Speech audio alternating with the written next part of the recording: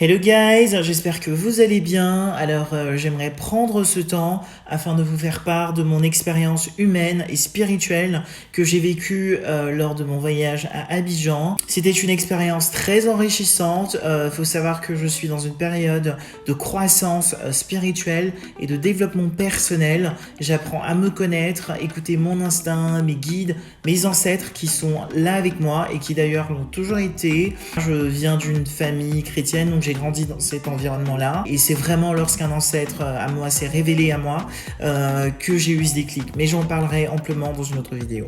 Alors, premièrement, lorsque je suis arrivé à Abidjan, je crois que c'était le deuxième soir, j'étais assis sur une terrasse et subitement je regarde le ciel et là je vois une lumière magnifique. C'était une étoile filante qui passait comme ça sous mes yeux. C'était un spectacle céleste vraiment magnifique que j'avais jamais vu auparavant.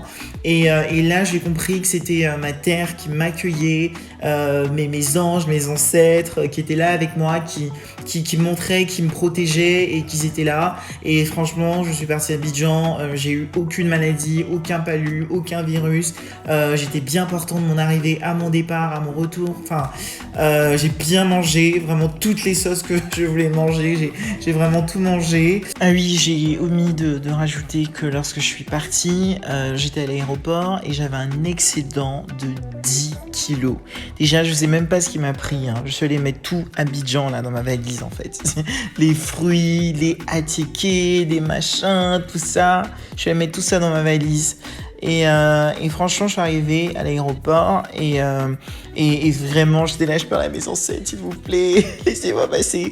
Et franchement, ils m'ont tous laissé passer. J'étais vraiment choquée. Et avant même de partir, j'ai demandé ce qu'ils peuvent en fait tolérer. Je sais pas, ils m'ont dit oui, peut-être 1 kilo à la limite, mais plus, c'est vraiment mort. Et même quand j'étais dans l'avion, il y avait une dame qui me dit non, mais ils ont même pas accepté une boule d'attiéké et tout. J'ai dû jeter. Oh, franchement, j'étais gênée.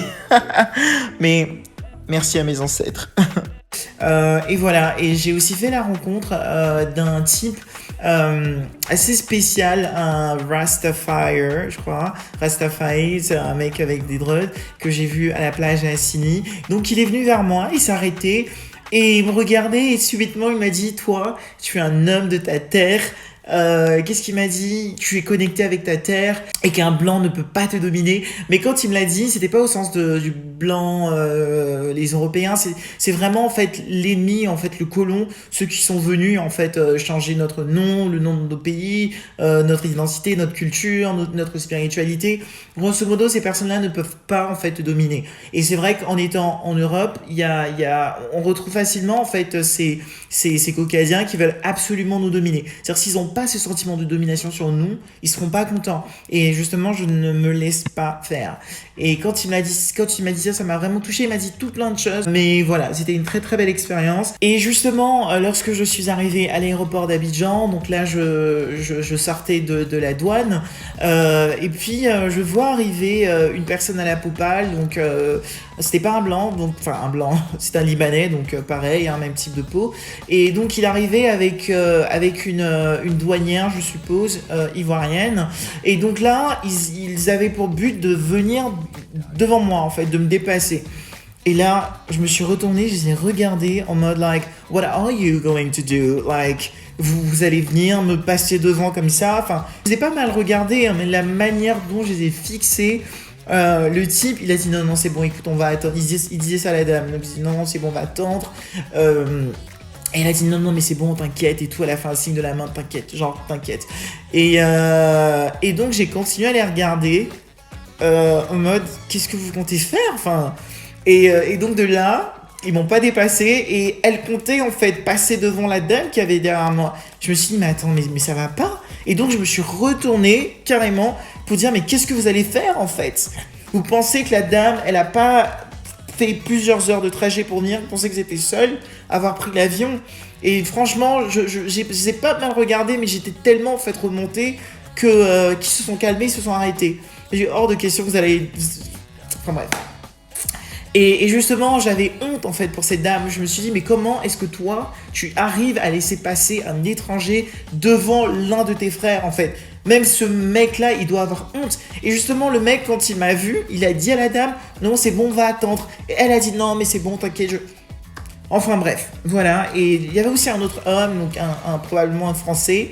Donc lorsqu'on était au centre pour faire les tests PCR et puis là il a commencé à s'énerver contre la dame, à dire oui c'est pas organisé, machin bidule, et franchement là je commençais à être sérieusement énervé. Je me suis dit mais pour qui il se prend en fait ce mec pour venir crier sur la mère des gens, tu vois, et et j'ai regardé la dame en mode, est-ce que tu veux que je dise quelque chose? Est-ce que tu veux que j'intervienne? Est-ce que tu veux que je dise quelque chose? Et j'ai ressenti comme quoi elle voulait pas faire d'histoire et tout. Je me suis dit d'accord. Mais de toute façon, moi-même, je les attendais en fait. Je me suis dit déjà, vous nous insultez chez vous. Donc là, sur ma terre, je vais même pas vous laisser nous insulter. Donc voilà, donc grosso modo, c'est ça que j'ai vécu comme expérience. Et j'ai trouvé vraiment triste que les Ivoiriens, les Africains laissent passer ce genre de situation.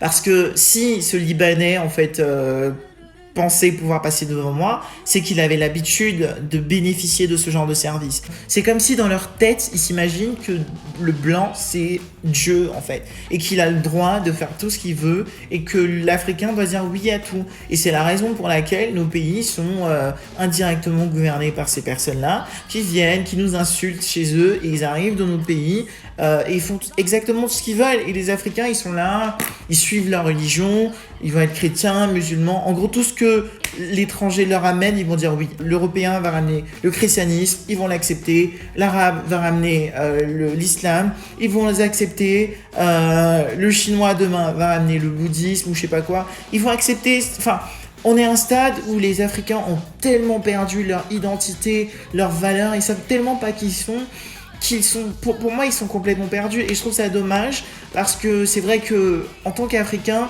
on a cette connexion avec le spirituel. Dire, on aime tellement la religion entre guillemets Dieu, mais c'est juste qu'on n'est pas dans la bonne direction en fait. Et je pense qu'il est important qu'on prenne le temps d'effectuer des recherches afin de comprendre les religions qu'on suit et qu'on prie tous les jours. Voilà, j'en parlerai un peu plus amplement dans d'autres vidéos. Et autre expérience, donc avant que j'arrive à Abidjan, il y a un ancêtre qui est venu me parler et qui m'a dit, écoute, voilà, telle personne a besoin de ça, de ça, de ça, de ça. Ce sont des personnes qui sont vraiment très consciencieuses, très sérieuses, très appliquées dans leur travail, que j'apprécie beaucoup leur énergie, leur aura. Et puis il m'a demandé de faire quelque chose que j'ai fait, et quand je suis revenu, le geste en fait que j'ai posé, ce geste en fait m'a été rendu. Donc j'ai reçu un gros virement, franchement, et je ne m'y attendais pas du tout. Donc c'est un virement, ça vient pas d'une personne physique, mais d'une personne morale, donc d'une entité, une entreprise. Et ça m'a fait plaisir. Voilà, donc ça m'a montré que nos ancêtres sont là, ils nous parlent. Et ce que j'ai trouvé dommage chez ces personnes-là, c'est que on est tellement déconnectés en fait avec notre réalité, notre spiritualité. C'est-à-dire, nos ancêtres sont là, ils nous aident, et nous par derrière, on va les remercier, les dieux de nos ennemis. Et pour moi, c'est normal qu'on n'arrive pas à concrétiser pleinement ce qu'on fait.